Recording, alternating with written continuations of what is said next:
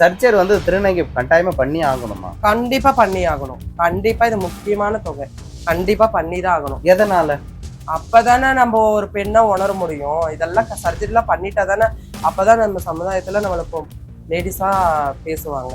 நினைச்சிருக்கீங்களா நம்ம ஒரு பையனா பிறந்திருக்கோம், ஆனா நம்ம எப்படி இவங்க ஏன் பொண்ணு மாரி நம்ம பார்த்தா மேக்கப் பண்றோம், ஏன் லிப்டிக் அடிக்கிறோம், ஏன் நம்ம இதெல்லாம் பண்ணிட்டு இருக்கோம், மற்ற பசங்களாம் எப்படி விளையாண்டுக்கிறானுங்க, ஆனா நம்ம மட்டும் ஏன் இப்படி இருக்கிறோன்றது நீங்க நினைச்சிருக்கீங்களா?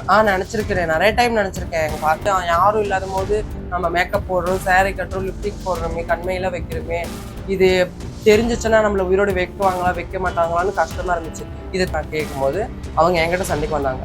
மேலே ஆப்ரேஷன் பண்ணிட்டியா, கீழே ஆப்ரேஷன் பண்ணிட்டியா, எப்படி இருக்கும், என்ன மாதிரி இருக்கும், எது மாதிரி இருக்காது. யார் இது கேட்டது? எங்க பெரியம்மா. மேலே பற்றியே கல்யாணம் பண்ணி வைக்கிறதுக்கு இருந்தாங்க என்கிட்ட. எனக்கு நான் அவங்க கிட்ட சொல்லிட்டேன், நான் இது மாதிரி தான் டோட்டல் சேஞ்ச் இருக்கு எனக்கு. இது நான் மாறிட்டுனா அந்த பொண்ணோட வாழ்க்கை என்ன ஆகும்னு சொல்லிட்டு 12 வயசுலேயே சின்ன வயசுலேருந்தே எல்லாரும் 9 புஷ்ஷு இது அப்படிதான் நடக்கிறான், இவனுக்கு பந்தாயிட்டு இருக்கான், பொண்ணு மாதிரி பண்றான், இவன் கூட யாரும் பேசாதீங்க, இது மாதிரிம்மா மாறிட்டா என்னை ஏத்துப்பியா ஏத்துக்க மாட்டியா அப்படின்னு கேட்கும்போது எங்க அம்மா ஒரே ஒரு பதில் கொடுத்தாங்கன்னா, பையனா இருக்கும் போது நீ என் பையன்தான், பொண்ணா மாறிட்டாலும் நீ எனக்கு மக தான், நான் எப்படி பெத்த வயிறு நான் எப்படி உன்னை ஒதுக்கி தள்ளிடுவேன், நீ எனக்கு இருந்தாலும் என் பிள்ளைதான் சாமி, நீ எப்ப வேணா வரன்னு தான் சொல்றாங்க.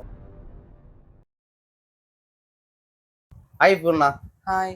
நிறைய பேர் உங்களை வந்து பேட்டி எடுக்க சொல்றாங்களே, என்ன காரணம்? என்ன காரணம் இருக்குன்னா, நான் வீடியோ போடுறேன் இன்ஸ்டால, செக்ஸியாவும் போடுறேன், நல்லா இதாகவும் போடுறேன். அதனால நான் வீடியோ போடுறதுனால கொஞ்சம் ஃபாலோவர்ஸும் போகுது, வியூவர்ஸும், அதனால உங்களை வந்து மக்கள் ஆதரிக்கிறாங்க. அதனால அவருக்கு கமெண்ட்ஸ் போட்டிருப்பாங்க, உங்ககிட்ட போய் பேட்டி எடுங்க, அவங்கள போய் பேட்டி எடுங்கன்னு சொல்லியிருப்பாங்க. ஓகே நிறைய பேர் பேட்டி எடுக்க சொல்றாங்க இல்லையா, அதுல என்ன கமெண்ட் வந்ததுன்னா, எனக்கு சொல்ல போன திருநங்கை வீடியோ ஒண்ணு போட்டிருந்தேன். அதுல என்ன சொல்லியிருந்தாங்கன்னாக்கா, பூர்ணாவை போய் பேட்டி எடுங்க, சோ அவங்க வந்து பட்டியல் பக்கத்துல இருக்காங்கன்னு சொன்னாங்க. என் ஃப்ரெண்டு சர்க்கிளை விசாரிச்சு அதுக்கப்புறம் தான் உங்க ஃபோன் நம்பர் வாங்கி நான் பார்த்தீங்கன்னா கால் பண்ணி மாரி வந்திருக்கேன். சரிங்களா? உங்க வாழ்க்கை முறையை பத்தி நம்ம பேசிடலாமா? ஓகே பேசலாமே. உங்க வாழ்க்கையில ரொம்ப மறக்க முடியாம சோகங்கள்லாம் என்ன சோகங்கள்? மறக்க முடியாம சோகம் என்னன்னா, நான் இந்த ஃபீல்டுக்கு வராதுக்கு முன்னாடி நான் ஒரு வேலைக்கு போயிட்டு இருந்தேன். எனக்கு படிப்பெல்லாம் வராது, சுத்தமா வராது. அடிச்சு போட்டாலும் சுத்தமா எனக்கு படிப்பே வராது. எனக்கு என் பேர் மட்டும்தான் தெரியும், மற்றவங்க பேர் எழுத தெரியாது எனக்கு. அதனால நான் வேலைக்கு போயிட்டு இருந்தேன். 12 வயசுல நான் வேலைக்கு போயிட்டு இருந்தேன். அப்ப 12 வயசுலயே சின்ன வயசுல இருந்தே எல்லாரும் 9 புஷ்ஷு இது அப்படிதான் நடக்கிறான், இவன் இப்படி பண்றாயிட்டு இருக்கான், பொண்ணு மாதிரி பண்றான், இவன் கூட யாரும் பேசாதீங்க, பொண்ணுங்க கூட சுத்திட்டு இருக்கான், அப்படி இப்படின்னு சொல்லிட்டு இருக்காங்க. எல்லாருமே சொல்லிட்டு இருக்காங்க. நான் இது சொல்லிட்டே இருக்கும்போது கூட பிறந்தவங்களும் என்ன 9 புஷ்ஷு எல்லாம் நிறைய பேர் பேசியிருக்காங்க. பெத்தவங்க மட்டும்தான் எங்களுக்கு சப்போர்ட். எங்க அக்காவுக்கு கூட பிறந்தவங்க, எங்க அண்ணால இருந்து எல்லாருமே இதை தான் சொல்லுவாங்களே. ரொம்ப கஷ்டம் தாங்க முடியாம நான் 4-5 டைம் சூசைட் பண்ணியிருக்கேன், காப்பாத்திருக்காங்க. அதுக்கப்புறமா நான் கொஞ்சம் தெளிவாகி அப்புறமா கேரளாவில் வேலைக்கு போயிட்டு இருக்கும் போது, ஸோ நான் பயந்து எப்படி இந்த ஃபீல்டுக்கு போயிட்டா விட்டுருவாங்களோ, அடிச்சு கொண்டுருவாங்க, விசாரிச்சு சாவடிச்சிருவாங்களோன்னு நினைச்சேன் நான். அதனால நான் பயந்துட்டே அப்படியே இருந்தனால 19 வயசுல நான் முடிவு எடுத்தேன், என்னதான் நடக்குதுன்னு பாத்திரலான்னு சொல்லிட்டு கோயம்புத்தூருக்கு போனேன். கோவை மீரான்னு சொன்னாவே எல்லாருக்குமே தெரியும், அவங்களோட தான் எங்களோட ஆயா. எங்க வந்து அவங்களுக்கு ஆயா. நான் அவங்க வீட்டுக்கு போய் ஆதரிச்சு கேட்டேன், அவங்களும் அடக்கணும் கொடுத்தாங்க. நான் மாறி ஆப்ரேஷன் பண்ணேன். ஆப்ரேஷன் பண்ணிட்டு உடனே எங்க வீட்டுக்கு வந்து எங்க ஃபேமிலியோட நான் இருந்துட்டேன். அதுக்கு முன்னாடி என்ன நடந்துச்சுன்னா, நான் 1 வருஷம் எங்க ஃபேமிலி கிட்ட நான் பேசாமே இருந்தேன். 1 வருஷம் எங்க ஃபேமிலி கிட்ட பேசாம இருந்தேன். எதனால பேசாம இருந்தேன்னா, அவங்க எப்படி இது எடுத்துப்பாங்க, நம்ம மாறலன்னு சொன்னா நம்மள விட்டுருவாங்களா, இல்லை ஒதுக்கி தள்ளிடுவாங்களா, பேசாம போயிடுவாங்களா அப்படின்னு பயம் எனக்குள்ளே இருந்துச்சு.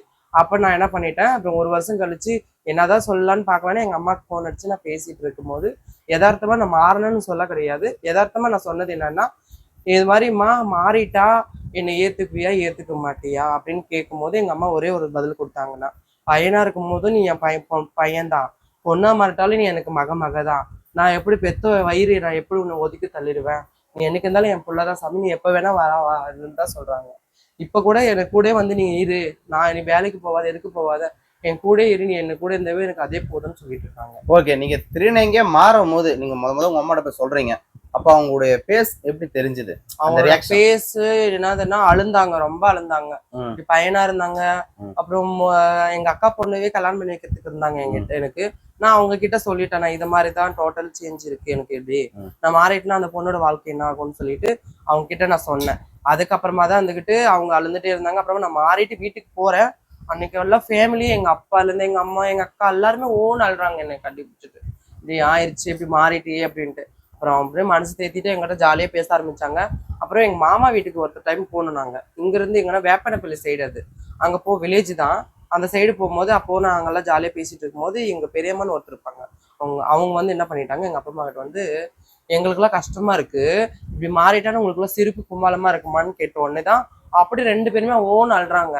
அழுந்துட்டு இருக்கும்போது என் காதுல வந்து விழுந்துச்சு. நான் போய் கேட்டேன், இது மாதிரி எங்க அப்பா அம்மாவும் ஏத்துக்கிட்டாங்க, நீங்க ஏன் அது மாதிரிலாம் அவங்கள அட்ப மனசு கஷ்டப்படுத்துற மாதிரி பேசுறீங்க, ஏன் அப்படி பேசுறீங்கன்னு நான் கேட்கும்போது அவங்க என்கிட்ட சண்டைக்கு வந்தாங்க.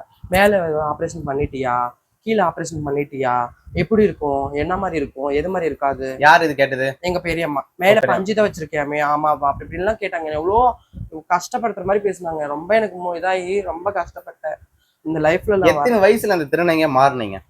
அந்த சின்ன வயசுலயே என்ன சொல்லிட்டாங்க எங்க கூட அது பிறந்தவங்க. எப்படி சின்ன வயசுல எப்படி தெரியும்? சின்ன வயசுல எப்படி தெரியும்னா, சோ எனக்கு கரெக்டா 5 வயசு 6 கரெக்டா 1வது நான் படிக்கிறேன்.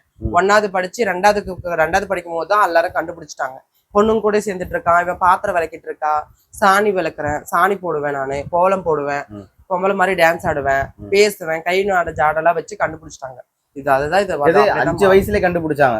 2வது படிக்கும் போது 2வது படிக்கும் போது அதான் 7 வயசு இருக்குமா சம்திங். அந்த வயசுல 7 வயசுல கண்டுபிடிச்சிட்டாங்க. ஓகேங்களா? எப்போ நீங்க வந்து முழு திருநங்கையா மாறினீங்க? மாறினது வந்து 19 வயசுல மாறினேன் நானு. ஓகே, இப்ப உங்க அம்மா அப்பா இருந்திருப்பாங்க. ஓகேங்களா? உங்க அம்மா அப்பா பார்க்க கூடாதுன்னு இந்த புடவை கட்டுறதா இருக்கட்டும், லிப்டிக் அடிக்கிறதா இருக்கட்டும், மேக்கப் பண்றதா இருக்கட்டும், இதெல்லாம் தெரியாம பார்த்தா ஸ்டார்டிங் பண்ணுவீங்களே, அப்போ பண்ணும்போது உங்களுக்கு எவ்வளவு கஷ்டமா இருந்தது? நிறைய கஷ்டமா இருந்துச்சு. ரொம்ப ரொம்ப இது என்ன, இது யாரும் இல்லாத போது நம்ம மேக்கப் போடுறோம், சாரி கட்டுறோம், லிப்டிக் போடுறோமே, கண்மையெல்லாம் வைக்கிறோமே, இது தெரிஞ்சிச்சுன்னா நம்மள உயிரோடு வைக்குவாங்களா வைக்க மாட்டாங்களான்னு கஷ்டமா இருந்துச்சு. இதை தெரிஞ்சு அவங்க அக்செப்ட் பண்ணிக்கிறாங்கன்னா நம்மளுக்கு நம்ம ஃப்ரீடமா இருக்கலாமே அப்படின்னு எனக்கு தோணுச்சு. ஆனா அதுக்கு எங்க அப்பா அம்மா ஒத்துக்க மாட்டாங்கன்னு நினைச்சிட்டு நான் பயந்துட்டு இருந்தேன். ஓகே, நீங்க என்னைக்காவது நினைச்சிருக்கீங்களா, நம்ம ஒரு பையனா பிறந்திருக்கோம், ஆனா நம்ம எப்படி இவங்க ஏன் பொண்ணு மாரி நம்ம பார்த்தா மேக்கப் பண்றோம், ஏன் லிப்டிக் அடிக்கிறோம், ஏன் நம்ம இதெல்லாம் பண்ணிட்டு இருக்கோம், மத்த பசங்களாம் எப்படி விளையாடுனுக்குறானுங்க, ஆனா நம்ம மட்டும் ஏன் இப்படி இருக்கிறோன்றது நீங்க நினைச்சிருக்கீங்களா? நினைச்சிருக்கிறேன், நிறைய டைம் நினைச்சிருக்கேன். ஏதாவது பசங்க கூட விளையாடும் போது எனக்கு அது எப்படி சொல்றதுன்னா, அவங்க கூட விளையாடும் போது எனக்கு அப்படி தோண மாட்டேங்குது. எனக்கு மெயின் தோன்றது என்னன்னா, பொம்பளைங்க கூட விளையாடணும், பசங்க பொண்ணு கூட மட்டும்தான் விளையாடணும். இந்த கோகோ விளையாடுறது, அப்புறம் அஞ்சாங்கல்ல விளையாடுறது, இது மாதிரி சீட்டு குலுக்கி விளையாடுறது, இதெல்லாம் அவங்க கூட மட்டும்தான் எனக்கு தோணுமே தவிர பசங்க கூட கபடி ஆடுறது இதெல்லாம் எதுவுமே எனக்கு தோணாது. வாலிபால் ஆடுறதுக்கு தோணாது, கிரிக்கெட் ஆடுறதுக்கும் தோணாது.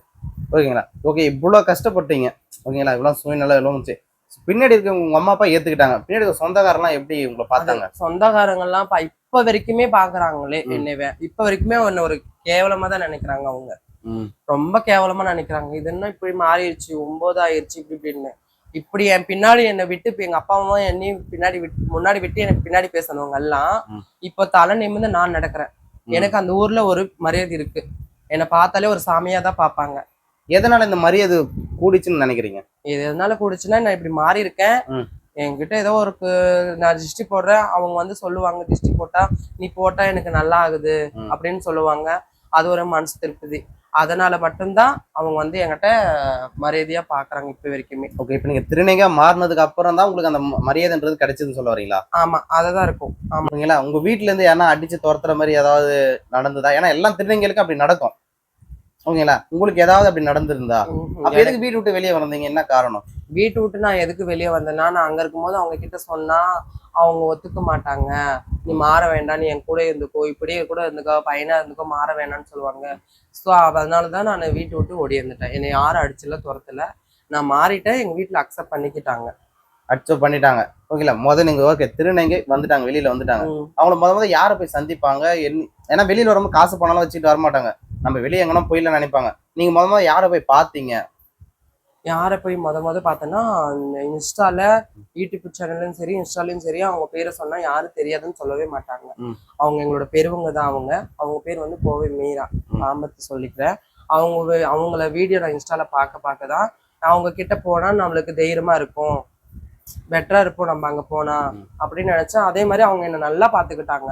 அவங்களுடைய கான்டாக்ட் நம்பர் எப்படி கிடைச்சது? கான்டாக்ட் நம்பர்லாம் கிடைக்கல, அவங்க வீடியோல போட்டிருந்தாங்க. இத மாதிரி இடம் திருநங்கை அந்த இருக்கிற இடத்த அவங்க சொல்லி போட்டிருந்தாங்க வீடியோ. இந்த மாதிரி கவுண்டபாளையம் முர்கார் லைவ்னு சொல்லிட்டு இருந்தாங்க. நான் கோயம்புத்தூர்ல போயிட்டு பஸ் ஸ்டாண்ட்ல இறங்கி அங்கிருந்து ஆட்டோ பிடிச்சி நான் வீடியோ காட்டினேன் ஆட்டோக்கார அண்ணா கிட்ட. அந்த வீடியோ காட்டி அவங்க இப்படி இந்த சைடு தான் இருப்பாங்கன்னு சொல்லி கூப்பிட்டு போனாங்க. இந்த சைடு போனாலும் இருப்பாங்க, இந்த சைடு போனாலும் இருப்பாங்கன்னு சொன்னாங்க. அப்போ நான் இந்த சைடு போயிருந்தேன்னா வேற ஆளுங்க கிட்ட தான் போயிருப்பேன். நான் இந்த சைடுல கீழே இறங்கி போயிட்டு இருக்கும் போதுதான் அவங்க வந்து இப்போ வீடியோ போட்டிருக்காங்க. அவங்களால அவங்க கிட்ட நான் கேட்கும் போது அவங்க கையை பிடிச்சி கூட்டு போய் அவங்க மம்மி கிட்ட ஒப்படைச்சாங்க எங்களை. மம்மி கிட்ட ஒப்படைச்சிட்டாங்க. ஓகேங்களா? ஓகே, நீங்க அங்க இருந்துட்டீங்க, சந்தோஷமா நல்லா பாத்துக்கிட்டாங்களா? நல்லா பாத்துக்கிட்டாங்க. எதுக்கு அப்புறம் விட்டுட்டு வந்தீங்க? என்ன காரணம்? அதை எது விட்டுட்டு வந்தேன்னா, அவங்கள விட்டுட்டு போகணும்லாம் நான் நினைக்கல. எனக்கு எங்க அப்பா அம்மா நினைப்பாவே இருந்த சர்ஜரி பண்ண உடனே யாருக்கு இருந்தாலுமே அப்பா அம்மாங்க கூட இருக்கணும், பார்க்கணும், பேசணும்னு நினைச்சு அதனால நான் அந்த டாபிக்காக போயிட்டேன். ஆனா அந்த டைம்ல நான் போகும்போதுமே அதுக்கு முன்னாடியே நான் லவ் பண்ணிட்டு இருந்தேன். அவங்களையும் கூட சேர்த்து தான் கூப்பிட்டு போனேனே.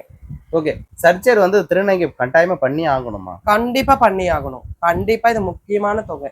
கண்டிப்பா பண்ணிதான் ஆகணும். எதனால? அப்பதானே நம்ம ஒரு பெண்ணா உணர முடியும். இதெல்லாம் சர்ஜரி எல்லாம் பண்ணிட்டா தானே, அப்பதான் நம்ம சமுதாயத்துல நம்மள லேடிஸா